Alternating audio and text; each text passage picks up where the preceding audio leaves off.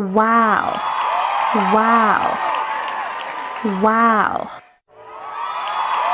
Hello mga mareng ug mga pareng. Magbuhat karon og craft para sa Teacher's Day. Kining atong buhaton iwas gasto ni sa mahal kayong bulak ug mga palaliton karon. In my own opinion, I would rather receive a DIY gift personally made by my student. Kay ila man ang gihaguan, so kay balugyo ta nga it comes from the heart gyud. Kay nagsimbolo na nga ga-appreciate ta sa atong mga teachers. Kay mao man na sila atong second parents outside our home. Busa pasalamat gyud ko sa akong teacher nga iya kong gitambagan unya iya dang kong gipangutana unya karon asa man gyud imong inclination og bugat sa imo, athletics or academics. Syempre kay gusto man ko mohuman og eskwela, ako gyud gipili ang academics. Ma'am Jella Ramirez, salamat kay tanan sa imong advice sa una. Teacher nako sa high school. Daghantag mga teachers nga di na to malimtan, labi na tong favorite subject na to. Pero kay wala naman tay time, bye-bye na. Wow.